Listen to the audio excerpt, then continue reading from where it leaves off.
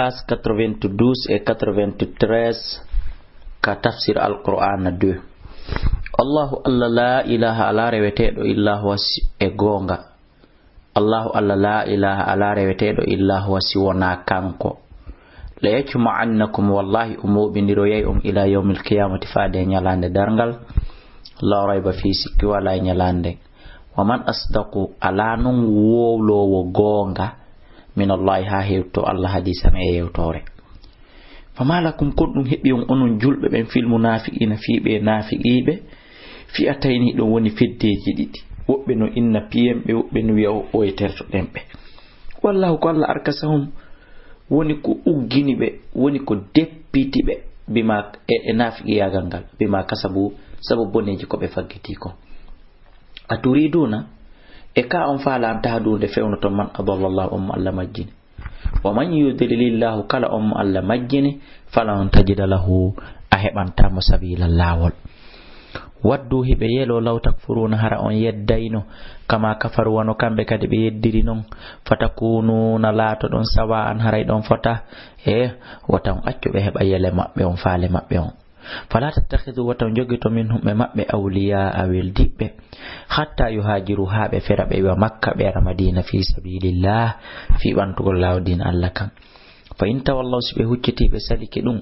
fakhuduhum nangebe waqtuluhum warombe haythu wajadtumuhum nokko kala ka tawdon be wala tattakhidhu watan jogito minhum e mabbe waliyan gido wala nasiran wana wallo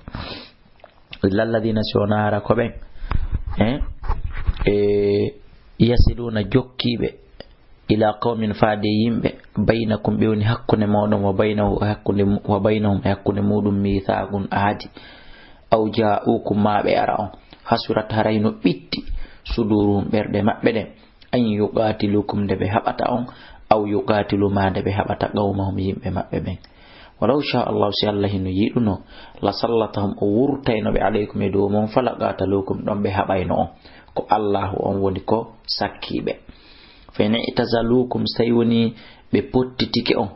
be tertike on falam yuqatilukum be habali on wal gaw be verike ilaykum faade modon assalama jebbilare buttu négociation haray fama ja'alallahu lakum Allah wadanali alayhim edo mabbe sabila lawol ko nangitirombe. Satajiduna haray tawon akharina wobbe go yuriduna hino fala ay ya'manukum de be holoto wa ya'manu be holo kadi qawmam yimbe mabbe ben.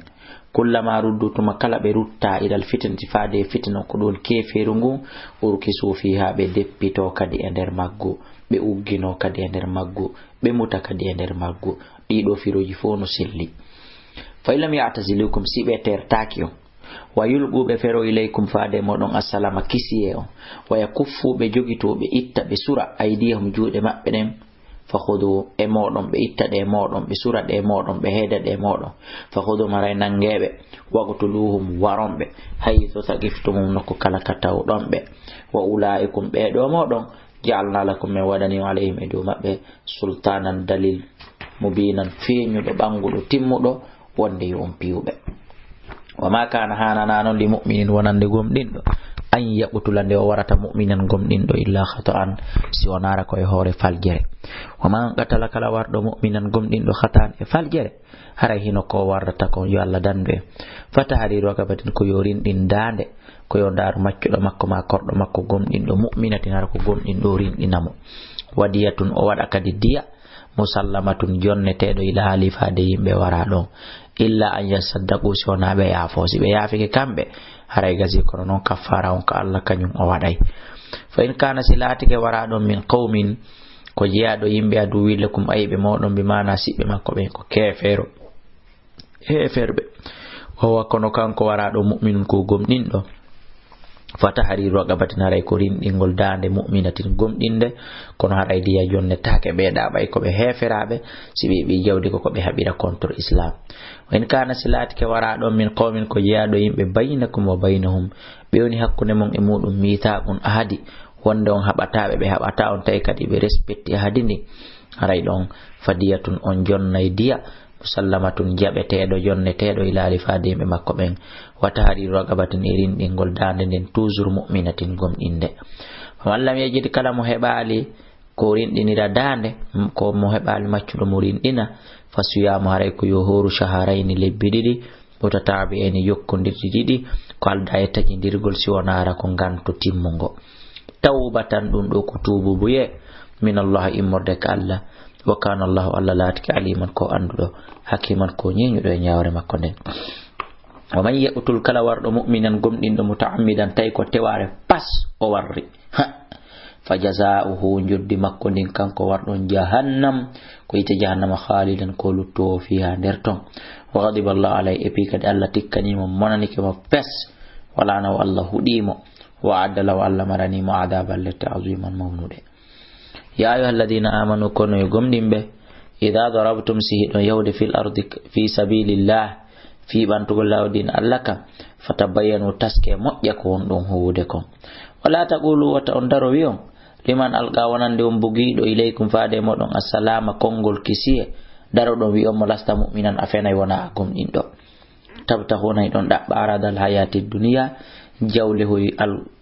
gurdan aduna weɓiti koy fa inna allahi awaka ka Allah woni maganimo jawdi kono hoyri kasiratun ɗuɗundi kadhalika kono ni onon kadi kuntum latonoɗon min kabilu ko adi hari kon julɓe kono ɗon suuɗi iman mon o famanallahu alaykum Allah moƴƴi e moɗon heɓuɗon 16 heɓuɗon peyi heɓuɗon kawnon tun tumbodirɗon feññinno iman mon on jon noon woɓɓe goo kañum ka tawi ɗon hani hiɓe suuɗi iman maɓɓe ɓe heɓal dole no ɓe feññinira fata bayanu taske ko won ɗon huwude kon aya on hino mari sababu nuzul inna Allah andeno Allah kana